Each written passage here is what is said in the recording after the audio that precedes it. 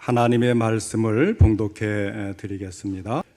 이튿날에 왕이 새벽에 일어나 급히 사자굴로 가서 다니엘이 든 굴에 가까이 이르러서 슬피 소리질러 다니엘에게 묻되, 살아계시는 하나님의 종 다니엘아, 내가 항상 섬기는 내 하나님이 사자들에게서 능히 너를 구원하셨느냐 하니라.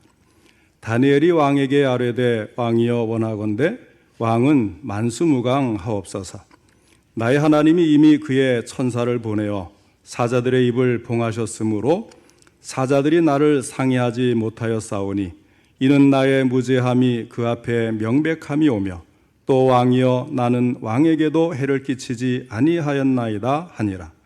왕이 심히 기뻐서 명하여 다니엘을 굴에서 올리라 하매 그들이 다니엘을 굴에서 올린즉 그의 몸이 조금도 상하지 아니하였으니 이는 그가 자기의 하나님을 믿음이었더라.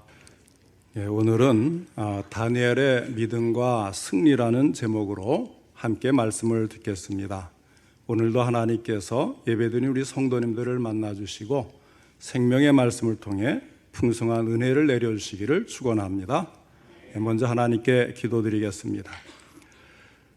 사랑과 은혜가 풍성하신 하나님 아버지, 오늘도 거룩한 주일에 저희들의 예배를 받으시며 귀한 말씀 주시니 감사를 드립니다. 이 말씀을 통해서 하나님께서 하시고자 하는 그 음성을 저희들이 들을 수 있도록 성령님이 함께 하셔서 전할 때나 들을 때나 도와주시옵소서. 바르게 전하고 바르게 듣고 깨달아 실천할 수 있는 믿음도 더해 주시옵소서. 예수님의 이름으로 기도하옵나이다. 아멘. 보통 사람들이 마음이 울적하든지 또는 스트레스가 쌓였든지 뭐 좀 답답하다 그러면 바다 구경 가자고 그러죠. 그래서 바닷가에 가서 특히 해수욕장에 가면 물이 들어왔다 나갔다, 그래서 파도가 이렇게 하얀 거품을 하고 물고 쭉 밀려 들어왔다가 또 쭉 나가고 그러면 또 마음이 시원하고, 저 수평선을 보면 뻥 뚫리는 마음에 뭔가 좀 내려놓는 것 같고 기분이 또 시원해지는 것을 느끼게 됩니다. 그런데 문제는 우리 인생에는 이 파도가 계속 들어왔다 나갔다 하는 것처럼 고난도 찾아오고 어려움도 찾아오고 힘든 일이 찾아온다는 거예요.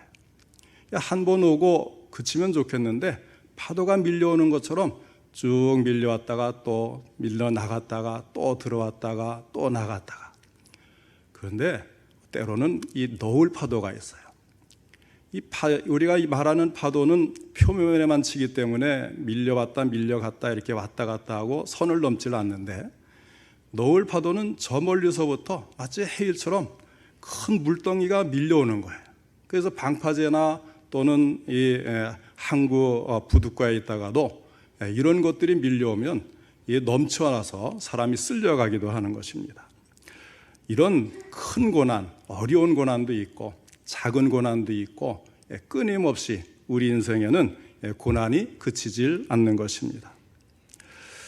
하나님을 믿는 우리 성도들도 마찬가지죠. 천국에 들어가기 전까지 이 세상 살 동안에는 고난이 면제가 되지를 않는 거예요. 그래서 시편 34편 19절에 보면 의인은 고난이 많으나 하고 말씀을 합니다. 오늘 본문에는 파도처럼 끊임없이 닥쳐오는 고난을 이기고 승리한 사람이 등장을 합니다. 바로 다니엘이라는 사람이었습니다. 그는 소년 시절부터 노년에 이르기까지 숱한 고난을 당했던 사람입니다. 그러나 그때마다 당당하게 고난을 이기고 승리했습니다. 역설적으로 고난을 당할 때마다 그 다음엔 오히려 더 큰 축복과 더 큰 영광을 얻었습니다. 그러면 다니엘이 이런 고난 중에 오히려 더 큰 축복과 승리를 체험한 비결은 무엇일까요?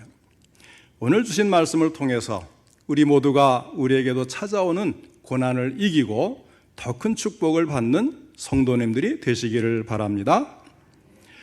먼저 다니엘의 인간 조건이 얼마나 열악하고 연약한 인생의 모습인가를 살펴보겠습니다.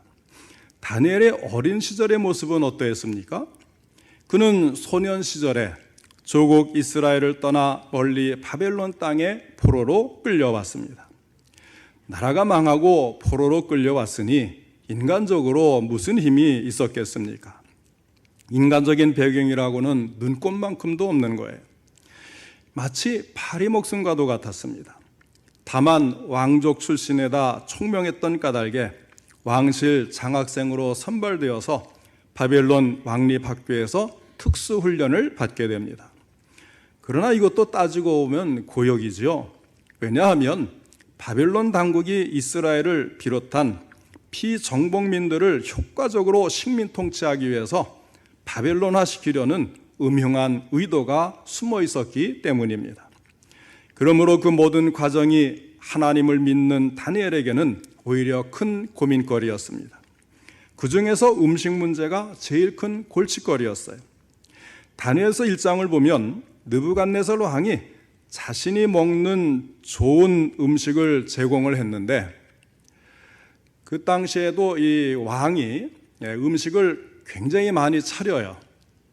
그리고 이 음식을 가지고 자기들의 우상신에게 제사를 드립니다.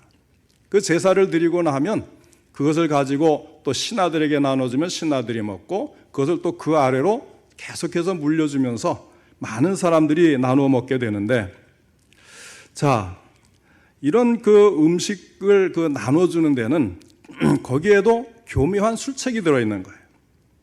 그러니까 모든 고기는 우상 종교의 제단에 바친 후에 요리를 하게 되니까 그것을 받아 먹다가 보면 결국은 우상 종교에 물들게 되는 것입니다. 특별 대우 같지만 하나님을 믿는 사람에게는 또 하나의 고난인 것입니다. 다니엘은 비록 어리지만 이를 간파하고 채식을 고집을 합니다. 자칫 잘못하면 죽임을 당할 수도 있는 상황 속에서 신앙의 정절을 지키려고 환관장과 감독관에게 당당하게 요구를 합니다. 다행히 열흘 동안의 시간을 허락받아서 그 기간 동안 채식만 하면서 건강을 유지할 수 있다면 계속해서 허락하겠다. 이렇게 이제 타협이 되어서 허락을 받는데 그것이 성공을 했어요.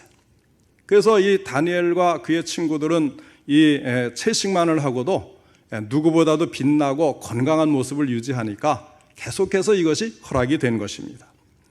그 후에 3년의 훈련 기간이 끝난 후에 그의 총명함을 인정받아 왕실의 관리로 등용이 된 것입니다. 다니엘은 그 후로도 계속해서 고위 관직으로 승진을 합니다. 그러나 그것이 큰 배경이 되지를 못합니다. 왜냐하면 이방인 출신인데다가 우상 종교를 신봉하는 절대군주 밑에 있는 한 항상 불안한 위치가 될 수밖에 없기 때문이었습니다. 신앙의 핍박과 위기의 연속이었습니다. 연약한 인생의 모습입니다. 그 자신에게 승리의 요인이 있었던 것이 아니라고 하는 말씀입니다. 그 다음에 이 다니엘이 어른이 된 후의 모습은 어떠했을까요? 다니엘은 관직에 봉직한 이후에도 하루도 편할 날이 없었어요. 왜냐하면 그의 관직 생활은 시기와 질투로 끊임없는 견제가 들어오는 그런 삶이었기 때문이었습니다. 예전에 우리나라에도 필리핀에서 귀화한 여성이 비례대표로 국회의원이 되었을 때에 인종차별적인 공격이 있었다고 하는 뉴스가 크게 나온 적이 있었어요. 단지 다문화 가정이라는 이유 하나만으로 그 사람의 재능과 성품 그리고 그동안 다른 사람들을 위해 수고한 공로들을 다 무시하고 비난과 공격으로 그를 무너뜨리려는 사람들이 있었다는 것입니다. 다른 나라에 가 있는 우리 한인 교포들도 유사한 입장이 있기 때문에 그런 곳에서 성공하기가 쉽지 않은 것도 사실입니다. 지금처럼 민주화되고 인권이 발달한 현대 사회에서도 그런 일이 있다고 한다면 고대 왕국 사회에서야 두말할 필요가 없지 않겠습니까? 그래서 다니엘은 이방인이라는 이유로 계속해서 갈대아인들의 견제를 받고 시기와 질투 속에 모함까지 받으면서 공격을 받았습니다. 우리가 오늘 읽은 다니엘서 6장의 이야기는 바벨론을 멸망시키고 세워진 새로운 제국, 메데바사라고 하고, 우리가 쉽게 이해하는 쪽으로는 또 페르시아, 바로 이 페르시아가 메데바사죠. 자, 페르시아 제국 때의 이야기인 것입니다. 잘 아시다시피 이때에도 다니엘이 총리를 지냈는데 그 당시 갈대아 출신 간신들의 시기와 질투로 모함을 받아서 사자굴에 던져진 사건에 관한 것입니다. 그렇지만 다니엘은 어떠한 상황에서도 자신이 지켜야 할 것이 무엇인지를 분명히 알았습니다. 우리가 삶을 살아가면서 절대로 포기하지 말아야 될 것이 있어요. 그 중에 중요한 한 가지가 무엇인가 하면 하나님과의 올바른 관계를 수립해 가는 것입니다. 이것을 포기하게 된다면 우리는 신앙인으로서 온전한 삶을 살 수가 없게 될 것입니다. 본문에 나오는 다니엘은 이방인이라는 이유로 본토 갈대아 출신의 정적들이 다니엘을 고립시키고 그 당시 메데바사의 다리오 왕을 회유하여서 세운 금령이 있었는데, 자, 이 내용이 무엇인가 하면 이제부터 30일 동안에 누구든지 왕외의 어떤 신에게나 사람에게 무엇을 구하면 사자굴에 던져넣기로 한 금령이었습니다. 자, 그 조서에는 이미 왕의 어인이 찍혀 있었기 때문에 왕 자신조차도 함부로 이 금령을 무효화시킬 수 없는 상황이라는 것을 다니엘은 잘 알고 있었습니다. 그 금령에서 자유로울 수 있는 사람은 아무도 없었습니다. 다니엘의 정적들이 이런 법을 만들어 왕의 도장을 찍게 만든 이유는 분명합니다. 다니엘의 신앙이 진실했기 때문에 하나님께 기도하는 일을 절대로 쉬지 않을 것이라는 사실을 그들은 너무나도 잘 알고 있었기 때문에 이런 음모를 꾸민 것입니다.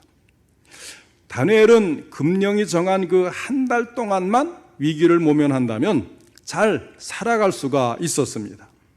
그 기간이 지나면 무엇을 하든지 세계 최대 최강의 제국의 총리로서 온 세상을 호령하며 살아갈 수 있다는 것도 잘 알고 있었습니다.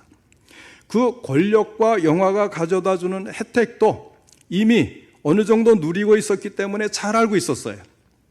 그러나 그 어떤 것도 그와 하나님 간의 관계를 허물어뜨릴 수는 없었습니다. 그는 하나님께 온 마음과 삶을 드리는 그런 삶을 살고 있었던 것입니다. 그래서 그가 행한 것이 무엇입니까? 10절에 말씀합니다. 다니엘이 이 조서에 왕의 도장이 찍힌 것을 알고도 자기 집에 돌아가서는 윗방에 올라가 예루살렘으로 향한 창문을 열고 전에 하던 대로 하루 3번씩 무릎을 꿇고 기도하며 그의 하나님께 감사하였더라 하였습니다. 어려워도 하나님이 기뻐하시는 일이라면 그는 따르겠다는 각오였습니다. 내가 손해를 봐도 하나님을 더 잘 섬기는 일이라면 양보할 수 없다는 것이 그의 신앙이었습니다. 물론 대적하는 자들의 눈을 피해서 슬며시 은근슬쩍 기도를 할 수도 있었을 거예요. 그러나 하나님을 믿고 섬기는 것은 진실해야 합니다. 진실이 없는 신앙, 진실이 결여된 기도는 하나님이 기뻐하지 않으십니다. 이것을 그는 너무나도 잘 알고 있었어요. 그래서 그는 하나님 앞에서 진실했고 자신에게도 진실하였습니다. 그리고 그 결과가 어떻게 되었습니까? 우리가 항상 진실하게 하나님 앞에 열심히 잘 섬기면 좋은 결과가 나와야 되잖아요. 우리의 기본적인 생각으로 보면. 그런데 11절에 뭐라고 하냐면 그 무리들이 모여서 다니엘이 자기의 하나님 앞에 기도하며 간구하는 것을 발견하고 하였습니다. 늘 이 다니엘이 혹시 실수를 하지 않을까? 책 잡힐 것이 없을까? 호시탐탐 노리던 그 다니엘의 허점을 감시하고 있는 정적들이 주변에 많았는데 발견되지 않을 수가 없는 거죠. 드러내놓고 하나님을 섬기고 있는데 어떻게 발각이 안 되겠어요? 그럼에도 다니엘은 그런 이유 때문에 자신의 신앙을 포기할 수가 없었습니다. 신앙인으로서 경건한 생활을 중단할 수도 없었습니다. 사랑하는 성도 여러분, 하나님과의 관계를 결코 포기하지 마시기를 바랍니다. 어떤 고난과 어려움이 있다고 해도 하나님과의 관계를 포기하지 마십시오. 가장 본질적인 것을 놓친다면 우리가 아무리 많은 것을 가지고 누린다고 해도 그것은 더 이상 우리를 행복으로 복된 삶으로 인도하지 못할 것입니다. 그렇다면 이처럼 어려운 상황에서 다니엘이 승리할 수 있었던 비결은 무엇일까요? 결국 다니엘의 대적들은 그 행위를 왕에게 고발을 하였고, 왕은 자기 손으로 어인을 찍어 선포한 금령과 국법을 스스로 어길 수가 없었습니다. 어쩔 수 없이 왕은 다니엘을 끌어다가 그 금령에 적혀있는 대로 사자굴에 던져놓도록 명령을 내릴 수밖에 없었던 것입니다. 그러나 사랑하는 성도 여러분, 세상에는 사자굴 속에 처했을 때 사자의 밥이 되는 사람들이 있는가 하면 오히려 사자굴 속에서 믿음이 더 빛나는 사람들도 있다고 하는 사실입니다. 바로 오늘 본문에 나오는 다니엘과 같은 사람입니다. 하나님이 크게 역사하시자 사자굴 속에 천사가 나타났습니다. 그리고 사자들의 입을 봉하여 사자들이 다니엘을 상하지 못하도록 하므로 그는 털끝 하나 상하지 않고 밖으로 나올 수가 있었습니다. 이제 음모의 전모가 드러났고 오히려 원수들이 사자굴에 던져져 죽임을 당하고 맙니다. 그뿐만 아니라 다리오 왕이 대단히 기뻐하면서 다니엘의 하나님을 찬양을 해요. 그리고 각 지방에 조서를 내려서 온 백성들에게 여호와 하나님을 찬양할 것을 명령도 합니다.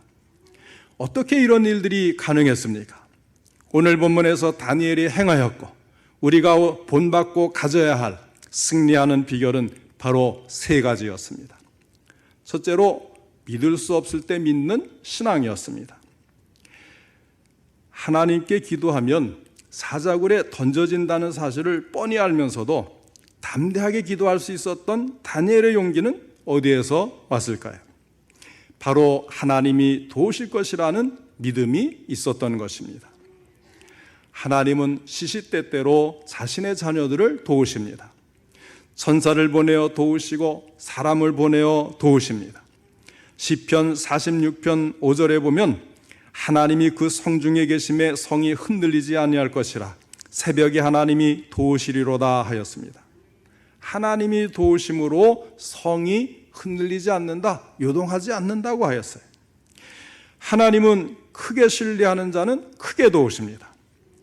본문 다니엘 6장 23절을 다시 제가 읽어드리겠습니다.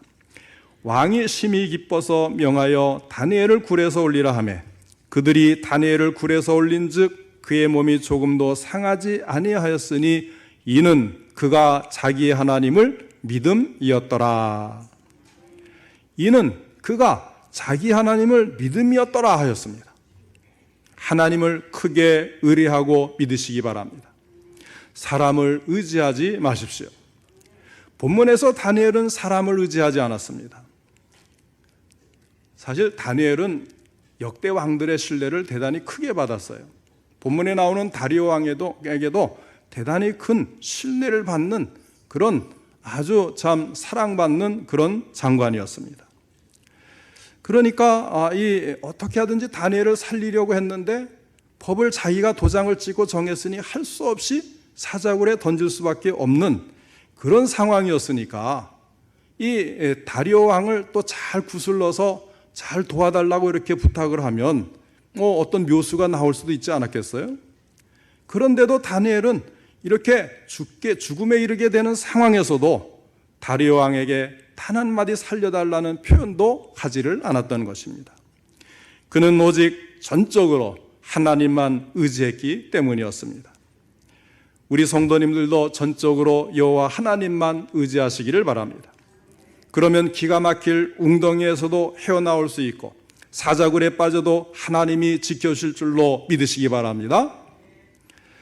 그 다음에 두 번째는 기도할 수 없을 때 기도하는 사람이었습니다. 본문 다니엘서 6장 10절로 11절에 보면 다니엘이 이 조서에 왕의 도장이 찍힌 것을 알고도 자기 집에 돌아가서는 윗방에 올라가 예루살렘으로 향한 창문을 열고 전에 하던 대로 하루 3번씩 무릎을 꿇고 기도하며 그의 하나님께 감사하였더라. 그 무리들이 모여서 다니엘이 자기 하나님 앞에 기도하며 간구하는 것을 발견하고 말씀을 합니다. 하나님께 기도하면 잡혀서 사자굴에 던져질 것을 뻔히 알면서도 그는 기도를 하는 거예요. 다니엘은 항상 기도했습니다. 본문에서 전에 하던 대로라는 말이 그것을 말해주고 있습니다. 전에 행하던 대로 계속해서 기도를 했어요. 기도는 그의 생활이었고 습관이었습니다. 특별한 것이 아니라 가장 자연스러운 그의 생활의 일부였습니다. 그러기에 그는 기도하면 사자굴에 던진다는 이 기도 금지령이 내려졌는데도 계속해서 기도를 했어요. 이런 그의 기도는 사자굴 속에 던져진 후에도 계속되었을 것입니다. 사람들은 사자굴 속에 던져지는 고통을 당할 때 절망을 느끼게 됩니다. 그러나 믿음의 사람은 그럴 때도 기도를 하는 거예요. 기도는 어떤 위기에 빠져도 오히려 그 위기에서 그의 믿음을 빛나게 하는 것입니다. 힘들 때 더 기도해야 됩니다. 바쁘고 시간 없을 때 더 기도해야 합니다. 성경은 위기를 기도로 극복한 사람들의 이야기가 가득합니다. 기도하면 어떤 일이 일어납니까? 첫째는 하나님의 위로가 임합니다. 둘째는 담대함이 생깁니다. 그리고 세 번째는 지혜를 주셔요. 기도를 하면 담대해지고 지혜가 떠올라요. 넷째는 능력의 하나님을 체험하게 됩니다. 기적을 볼 수도 있습니다. 하나님은 기도하는 사람과 함께 하십니다. 그리고 그를 통해 하나님의 영광을 드러내기를 원하시고 계십니다. 어려움이 닥치면 기도하십시오. 기도할 수 없을 것 같은 때에도 믿고 기도하는 우리 성도님들 되시기를 주님의 이름으로 축원합니다. 그 다음에 세 번째로 다니엘이 승리할 수 있게 하는 것은 감사할 수 없을 때 감사하는 신앙이었습니다. 감사할 수 있을 때 감사하면 당연한 거지요. 감사할 수 없을 때 감사하는 것은 빛나는 믿음입니다. 다니엘은 감사할 수 없는 상황에서 감사하였습니다. 6장 10절에 보면 다니엘이 이 조서에 왕의 도장이 찍힌 것을 알고도 자기 집에 돌아가서는 윗방에 올라가 예루살렘으로 향한 창문을 열고 전에 하던 대로 하루 3번씩 무릎을 꿇고 기도하며 그의 하나님께 감사하였더라. 지금 사방에 정적들이 자기를 잡으려고 이런 음모를 꾸며서 왕의 조서까지 금령까지 내린 상태에서 감시하는 사람이 사방에 깔려 있는데 그 앞에서 기도를 하면서 그의 하나님께 감사하였더라. 다니엘의 삶은 무슨 일이 일어나는지에 상관없이 하루 3번씩 하나님께 감사를 드렸습니다. 이것이 하나님의 백성의 진정한 자세입니다. 다니엘의 이 같은 신앙, 오늘 우리도 본받을 수 있기를 바랍니다. 다니엘의 감사는 분명히 절대적인 감사예요. 우리는 보통 상대적인 감사를 드리지 않습니까? 지극히 조건반사적으로 감사를 하는 거예요. 자, 이렇게 조건반사적인 상대적인 감사를 하는 사람이라면 지금 다니엘에 처한 그런 위기, 그 속에 있을 때는 절대로 감사할 수 없어요. 있어서만 감사한다면 없으면 원망합니다. 살아서만 감사한다면 죽게 되면 원망합니다. 그러나 다니엘이나 욥이나 사도 바울은 사나 죽으나 감사였습니다. 이것이 참 신앙입니다. 보통 우리의 감사는 일이 잘된 후에 감사를 하지요. 그러나 위대한 사람들은 감사가 먼저 있는 거예요. 이런 감사는 하나님의 능력과 기적을 만들어냅니다. 항상 감사하고 범사에 감사할 수 있기를 바랍니다. 모든 상황이 열악하고 다니엘 자신은 포로로 끌려온 이방인으로서 연약한 존재였지만 그에게는 가장 강력한 배경이 있었습니다. 바로 전능하신 하나님이십니다. 그 하나님이 그의 후원자가 되어 주신 것입니다. 다니엘은 살아계신 하나님을 믿었고 그 때문에 기도했습니다. 무릎을 꿇고 기도함으로써 살아계신 하나님의 생생한 도우심을 받았습니다. 그리고 전천후 감사 생활을 하였습니다. 그랬을 때 어떤 결과가 나타났습니까? 하나님이 역사하신 것입니다. 사자굴에 들어갔지만 그곳에 천사가 나타났습니다. 털끝 하나 상하지 않고 밖으로 나왔습니다. 이제 음모의 전모가 드러났고 오히려 원수들이 사자굴에 들어가 죽임을 당하고 맙니다. 그뿐만 아니라 이방 나라의 왕인 다리오 왕이 기뻐하면서 다니엘의 하나님을 찬양하고 조서를 내려 온 백성들에게 여호와 하나님을 찬양할 것을 명령합니다.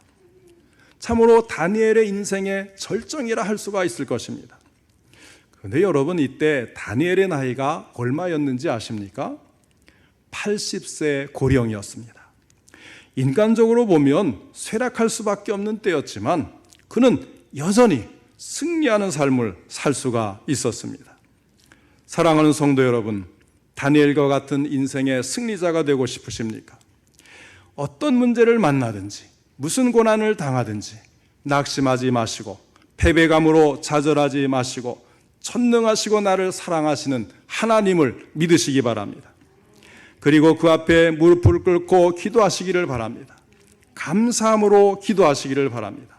그러면 반드시 하나님께서 승리하게 해주실 줄로 믿으시기를 바랍니다.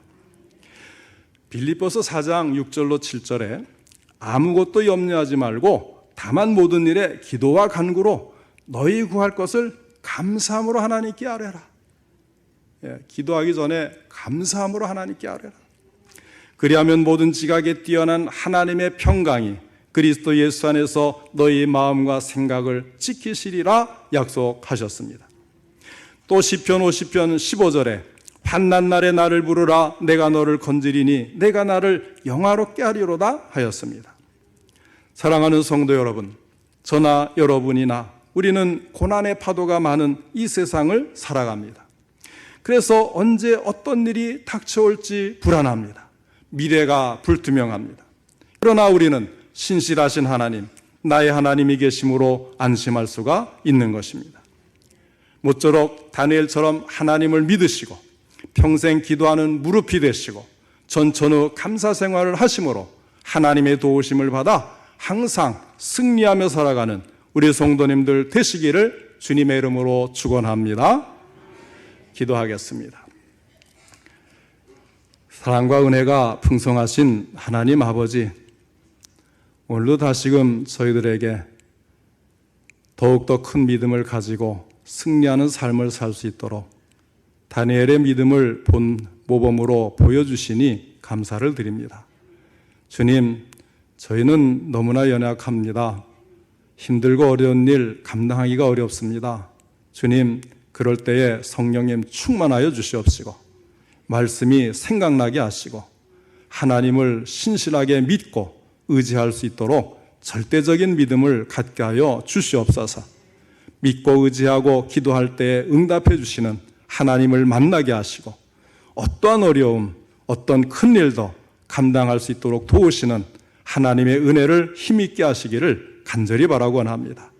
항상 하나님만 바라보고 하나님만 의지하는 우리 모든 성도님들을 하나님 긍휼히 여기셔서 항상 돌보시고 도움을 주셔서 연약한 몸도 강건함을 회복하게 하시고 어려운 문제도 해결받게 하여 주시옵시고 아버지 하나님께 구하고 간구하는 모든 것들이 이루어져서 하는 일마다 성공하며 하나님께 큰 영광을 돌리게 하여 주시옵소서. 살아계신 하나님을 내가 직접 만나고 다른 사람들에게도 증거할 수 있도록 늘 충만하여 주셨기를 간절히 바라고 나오며 예수님의 이름으로 기도하옵나이다. 아멘.